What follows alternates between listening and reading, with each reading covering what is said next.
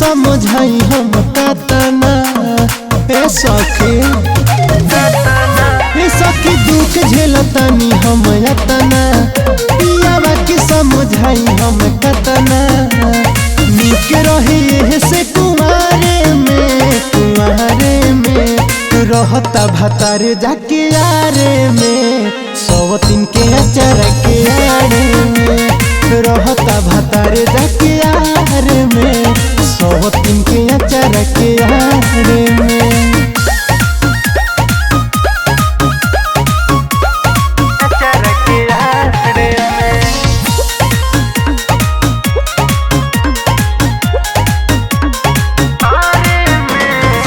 पानी बिना गाछ मोर जाता सुखाई उनका समझ कब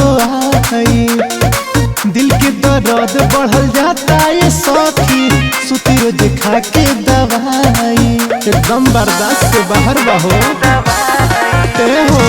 पानी बिना गाछ मोर जाता सुखाई उनका समझ कब आई दिल के दर्द बढ़ल जाता ये सखी सुती रोज खा के दवाई खोजली भतारी का हम भाड़े में रहता भतारे जाके यारे में सवतीन के अचार के यारे में रहता भतारे जाके यारे में सवतीन के अचार के यारे में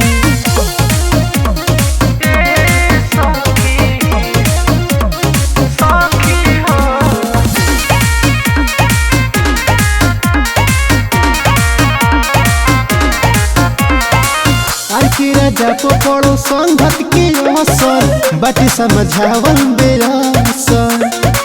यादव मितवा भइल बा बेहाया छोड़स बिगाड़े में न कसर सब ओकरे कोई भइल ह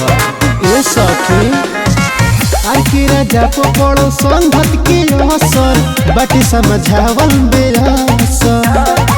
यादव मितवा भइल बा बेहाया छोड़स बिगाड़े में न कसर बीतता जवानी मोर बेकारे में रहता भतारे झके यारे में सवतीन के अचार के यारे में रहता भतारे झके यारे में सवतीन के अचार के यारे में हर के करा से कहीं अपन दुख हो।